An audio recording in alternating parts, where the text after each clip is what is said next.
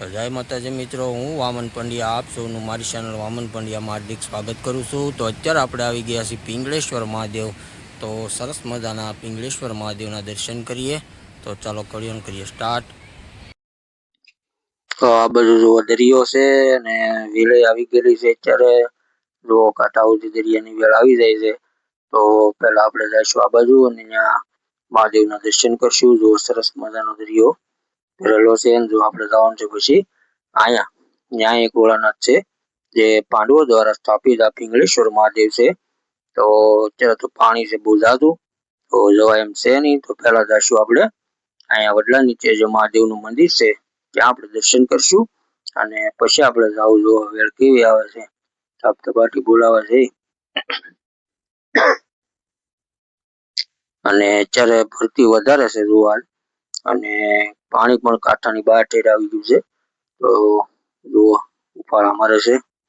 તો જો આ સરસ મજાનો વડલાનું ઝાડ છે અને વડલો પણ બહુ મોટો છે અહીંયા।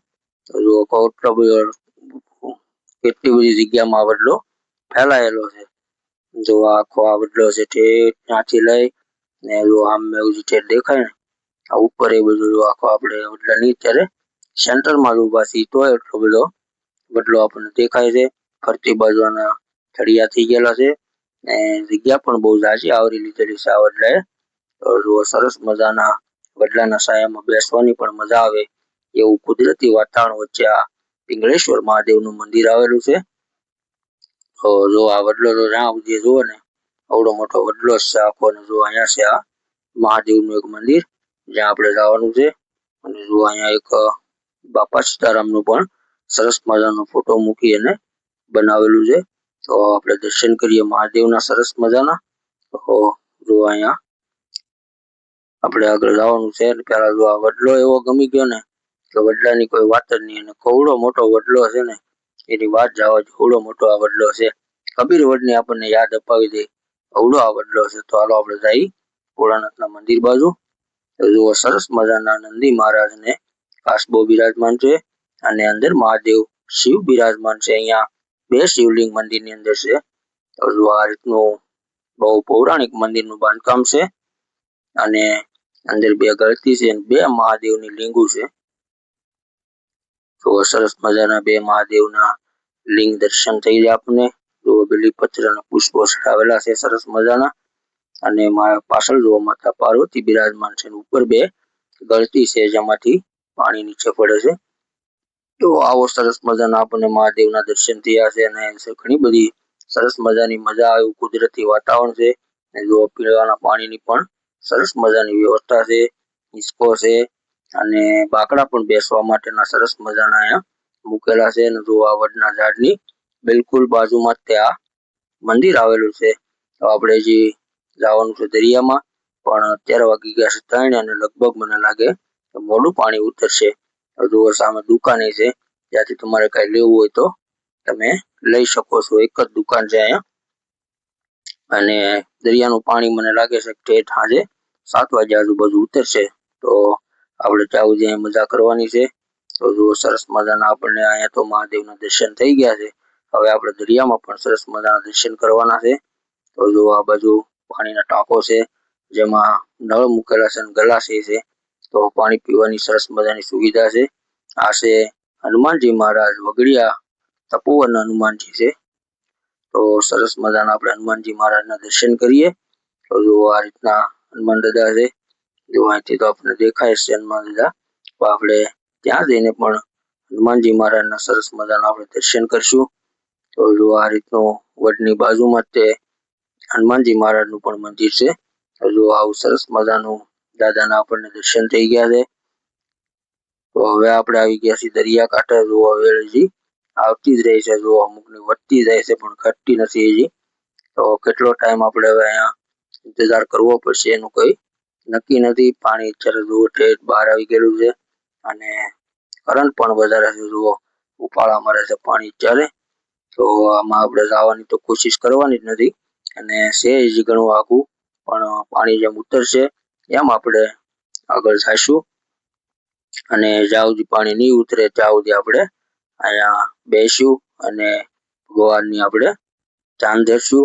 જ્યાં સુધી આપણી તપસ્યા પૂર્ણ નહીં થાય ત્યાં સુધી ભગવાન આપણને દર્શન નહીં દે એવું લાગે છે. તો જુઓ હવે પાણી ઉતરતું જાય છે. જુઓ અહીંયા સુધી પાણી ઠેઠ પહોંચી ગયું છે હવે, અને જુઓ આ ધજા પણ દેખાય છે.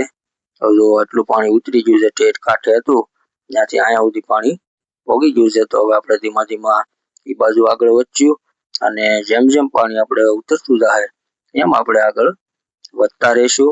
તો એ રીતનું આપણે ભગવાનના દર્શન સુધી આપણે અંતે પહોંચવાનું છે. ભલે ગમે એટલા વાગે પણ આપણે ભગવાનના દર્શન કર્યા વગર જવાનું છે નહીં. તો જુઓ હવે પાણી ઉતરતું જાય છે. જુઓ અહીંયા આપણને રસ્તો દેખાય છે. એનો એ રસ્તો ઠેઠ અહીંયા સુધી સરસ મજાનો બાંધેલો છે. તો આપણે જેમ જેમ પાણી ઉતરતું જાય એમ એમ એ રસ્તે આગળ આગળ હાલતા જઈશું. તો જરાય પણ ઉતાવળ કરવાની નથી, અને આપણે પાણીમાં પણ જવાનું નથી. પાણી જેમ આગળ હાલતું જાય એમ આપણે આગળ જઈશું, દર્શન કરશું. ભલે ગમે એટલો સમય લાગે, ગમે એટલી ટાઈમ લાગે, પણ આપણે ઉતાવળે જવાનું નથી. જો હવે મહાદેવ પણ દેખાવા મળ્યા છે. એટલું પાણી ઉતરી ગયું છે. હજી આખું તો છે થોડુંક, પણ ઘણું પાણી ઉતરી ગયું છે. જો અત્યારે તો એટલે સુધીનો તો રસ્તો આપણને સાફ થઈ ગયો છે. જો ક્યાં કાંઠે હતું પાણી એટલે સુધી પાણી પહોંચી ગયું છે. અને હવે દિયા થવાનો સમય થતો જાય છે, પણ અંધારું તો મને લાગે છે થઈ જ જાય. પણ આપણે તોય દર્શન કરી અને પછી આગળ જઈશું. ત્યાં સુધી આપણે જવાનું છે નહીં, ગમે એટલો સમય લાગે. અને જો સરસ મજાના પાણીમાં મહાદેવના દર્શન થાય છે આપણને અહીંથી. અને સૂર્યનારાયણ પણ થોડાક જ રહ્યા છે. પાણી ઘણું બધું હજી છે, પણ હમણાં થોડીક વારમાં ઉતરી જશે અને ભગવાનના આપણને દર્શન પણ થઈ જાય. તો જો આ પાણી આ રીતનું ધીમે ધીમે ઉતરતું જાય છે.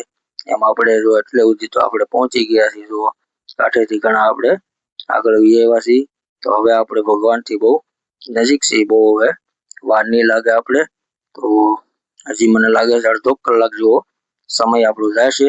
તો જ્યારે પણ તમે આવો તો સવારનો ટાઈમ વધારે રાખવો. સવારમાં ભગવાનના સરસ મજાના દર્શન થઈ જાય.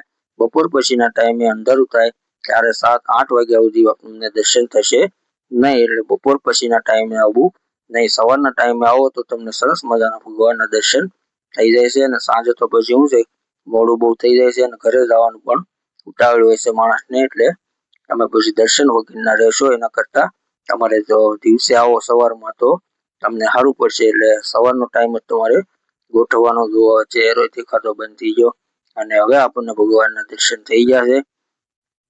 જો સરસ મજાનું પાણી ઉતરી ગયું. જો આ નંદી મહારાજ છે, એના દર્શન કરી લઈએ પહેલા. જો અને આ છે શિવલિંગ. જો ભગવાનની તો જય ભોલેનાથ મહાદેવ હર શિવ શંભો. અને અહીંયા નાનકડી પણ શિવલિંગ છે, જો સરસ મજાની.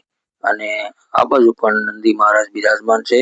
તો બંને સાઈડે એક નંદી મહારાજ અને 2 શિવલિંગ અહીંયા બિરાજમાન છે. આ રીતનો અહીંનો આખો માહોલ છે. અને આખા દરિયામાં કોઈ છે નહીં આપણી સિવા. અને જો અંધારું પણ થઈ ગયું છે. તો હવે આપણે પણ ધીમા ધીમા દર્શન કરી અને ઘર બાજુ નીકળવાનું છે.